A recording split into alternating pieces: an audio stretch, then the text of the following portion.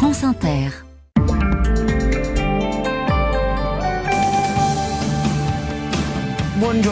Marion, nous sommes sur la 7 chaîne de télé privée italienne. L'émission d'hier qui s'intéresse au sujet des migrants, le nombre d'arrivants sur les côtes qui ne cesse d'augmenter 4 fois de plus que l'an dernier depuis le début de cette année. Dans une péninsule extrêmement réticente, avec à sa tête la première ministre d'extrême droite Giorgia Meloni, qui vient d'ailleurs de déclarer l'état d'urgence. Voilà pour rappeler le contexte.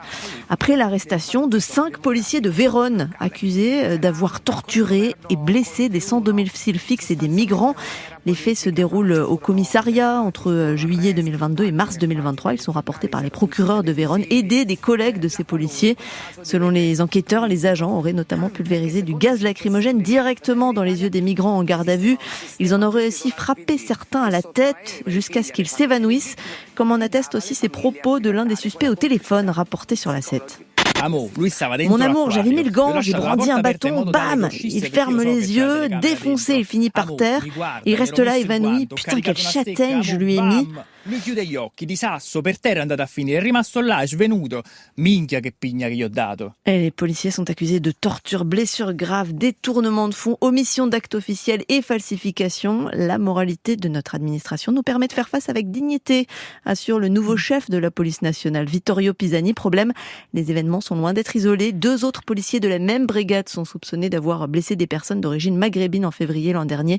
Ils sont suspendus. Au Royaume-Uni, le dossier Johnson s'alourdit. Alors vous vous rappelez ce Partygate, ces fêtes organisées par Boris Johnson pendant les restrictions Covid alors qu'il occupait le poste de Premier ministre. Scandale qui a mené à la démission du chef du gouvernement en juillet l'an dernier. L'affaire n'est pas close puisqu'une enquête parlementaire est toujours en cours. Mais le Guardian apporte encore de l'eau au moulin des élus britanniques avec ses nouvelles révélations. Elles concernent le mariage de Boris Johnson il y a un an, un mariage secret à l'abbaye de Westminster avec Carrie Simons. On rembobine, voilà ce qu'on pouvait entendre à la BBC à l'époque. On voit arriver des tweets de tous bords politiques, raconte cette journaliste de la BBC. Voyons voir. Arlene Foster, première ministre d'Irlande du Nord, elle dit « Énorme félicitations à Boris Johnson et Carrie Simons pour votre mariage aujourd'hui ». Dans la même veine, la députée conservatrice Thérèse Coffey, félicitations Carrie Simons et Boris Johnson pour votre mariage aujourd'hui. Du positif donc, même si les adversaires politiques de l'ex-premier ministre l'accusent d'utiliser l'événement pour détourner l'attention. On apprend donc dans le Guardian qu'un ami du couple Johnson a séjourné à la résidence du chef du gouvernement en mai 2021 pour aider les tourtereaux à préparer cette fête secrète, ce alors que les restrictions Covid étaient encore en vigueur pour contenir le virus. À l'époque, recevoir une personne étrangère à son ménage était autorisé, je cite seulement, si c'était raisonnablement nécessaire. Était-ce raisonnable ? Était-ce nécessaire ?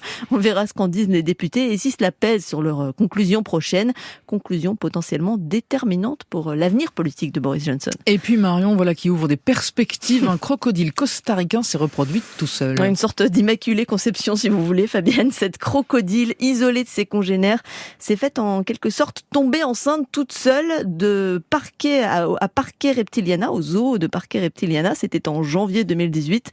Un petit croco mort-né se trouvait dans les œufs qu'elle avait pondus. Depuis, les chercheurs ont travaillé pour comprendre, notamment Warren Booth, professeur d'entomologie à l'université américaine de Virginia Tech. Cet œuf faisait partie d'une petite couvée qui avait été pondue, raconte le scientifique. 7 d'entre eux étaient fertiles. On les a mis en incubateur et parmi eux, un n'a jamais éclos. Mais quand on l'a ouvert, il contenait ce fœtus mort-né de crocodile américain. Cette descendance n'est pas un clone de la mère, mais un demi-clone. Et grâce à l'ADN, on peut dire qu'aucun mâle n'a été impliqué dans ce processus. Une première chez les crocodiles. Mais ce phénomène a déjà été observé, figurez-vous, chez d'autres espèces. Des requins, des serpents, boa ou cobra, des oiseaux. Ça s'appelle la parthénogénèse. Et ce que révèle cette histoire, c'est que ce pourrait être un héritage des dinosaures, ancêtres de toutes ces espèces. Le séquençage ADN devrait permettre d'en dire plus, mais il est donc probable que les diplodocus et autres ptéranodons étaient capables de se reproduire tout seuls. Comme vous dites, ça ouvre quelques perspectives. Merci beaucoup Marion Lourd.